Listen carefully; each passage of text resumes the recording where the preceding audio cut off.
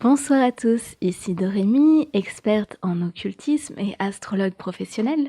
Je reviens vers vous pour une vidéo sur les messages et symboles cachés dans le dernier clip de Orelsan, L'odeur de l'essence. J'avais déjà fait une vidéo du même genre sur Lil Nas X et son clip Montero, vidéo que je vous invite également à regarder. C'est parti! On commence doucement avec le drapeau de l'album que l'on voit à plusieurs reprises dans le clip. Pourquoi? Parce que ce drapeau symbolise un petit peu tout l'esprit de l'album qui, je le rappelle, se nomme Civilisation.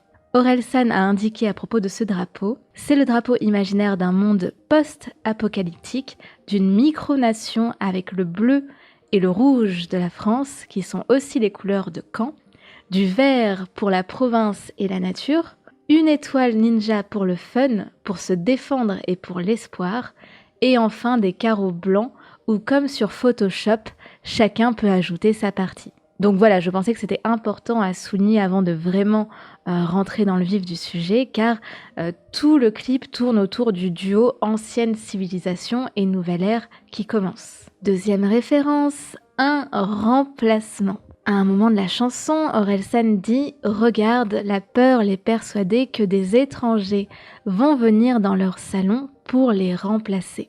Orelsan fait ici référence au concept développé par Renaud Camus en 2010 et repris par plusieurs auteurs depuis. Selon Renaud Camus, un plan serait mis en place pour remplacer les Français dits entre guillemets de souche par une population extra-européenne. On peut rattacher cette idée de remplacement à d'autres concepts comme celui de la réimmigration, de l'identité nationale, voire de la fracture identitaire, comme l'avait énoncé le journaliste et essayiste Yvan Rioufol dans son livre La fracture identitaire, je cite. Ce qui ne se dit pas.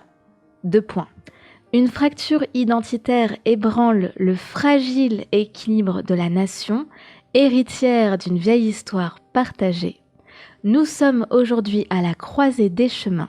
Si rien ne vient rapidement mettre fin au processus de déculturation et de défrancisation, enclenché par une école amnésique et un multiculturalisme impensé, la France risque, avant la fin de ce siècle, de n'être plus qu'un État additionnant des communautés claquemurées, désunies, voire hostiles.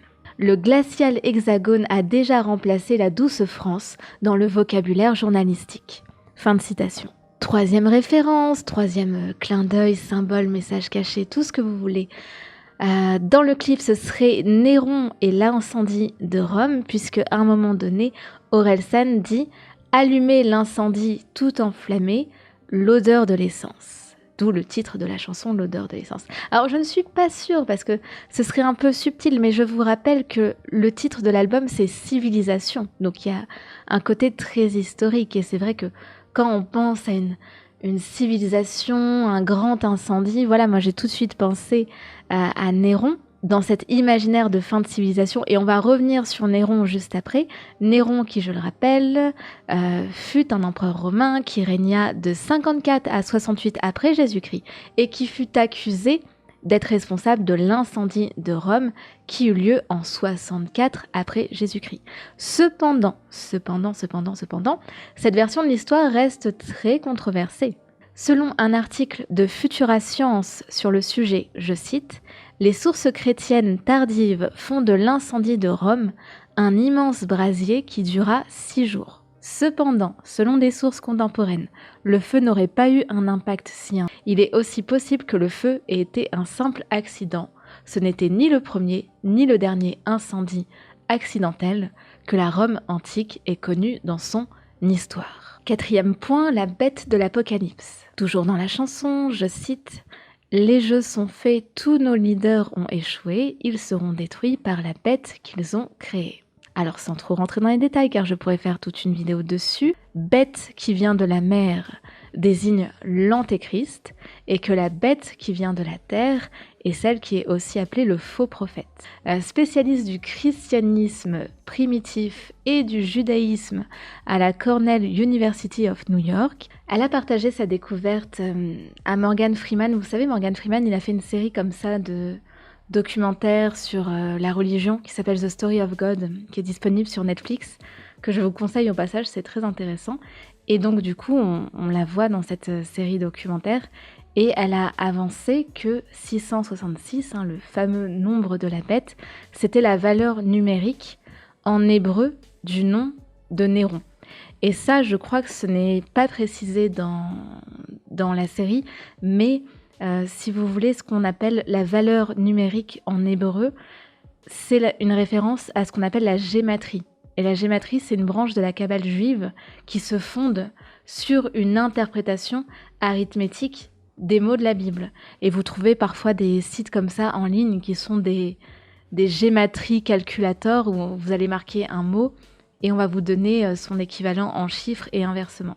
Et cette experte avait aussi reconnu que le livre de l'Apocalypse était bien un livre prophétique, qu'il y avait beaucoup de symbolisme, mais elle avait souligné, et ça c'est intéressant pour nous, que c'était un livre très politique, que l'Antéchrist, selon les enseignements bibliques, était quelqu'un qui allait accomplir la prophétie de s'opposer au Christ lui-même. Numéro 5, Battle Royale. Battle Royale, c'est chacun pour sa petite équipe.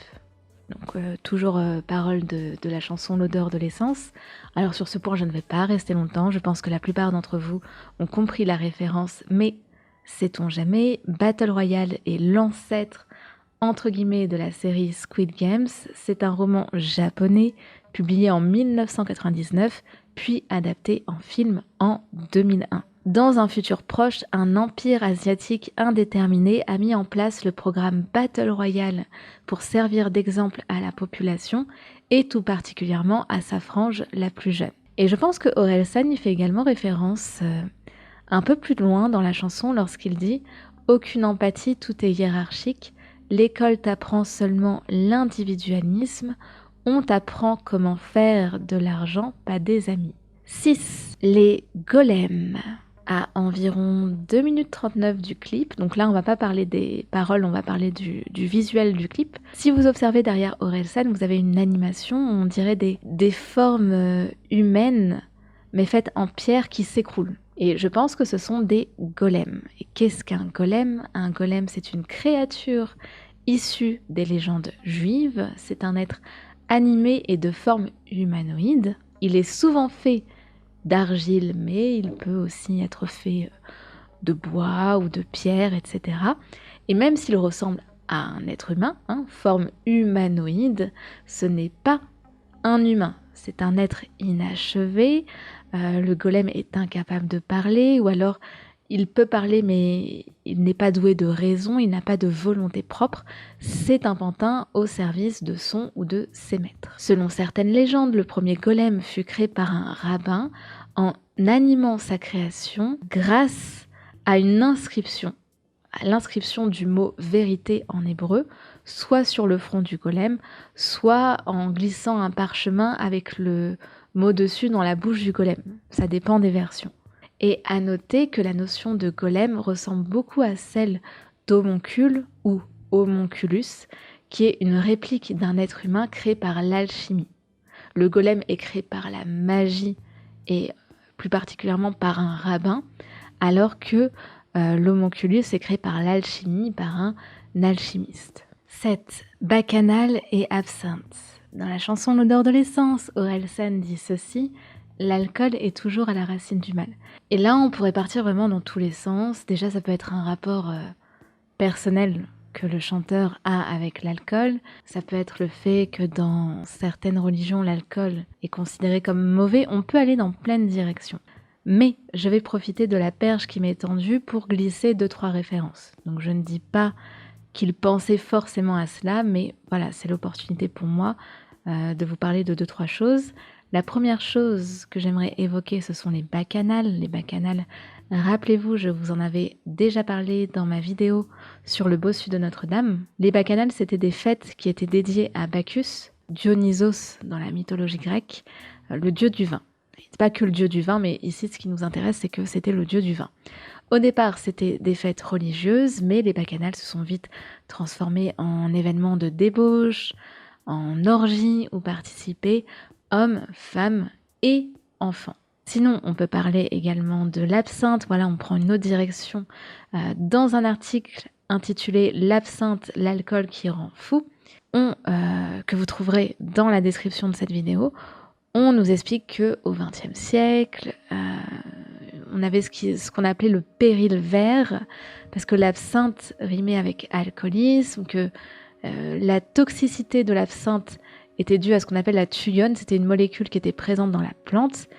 Et en 1907, Georges Clemenceau encourage les médecins à étudier les effets de cette boisson dans les asiles psychiatriques, car l'absinthe cause, d'après lui, une folie bien spécifique. Numéro 8, la chute des grandes civilisations.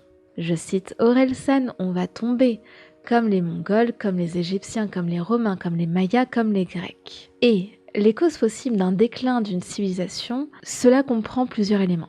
Catastrophes naturelles, guerre, épidémie, famine, dépopulation. Et une société qui s'effondre, elle peut revenir à un état plus primitif, donc il y a une sorte de régression.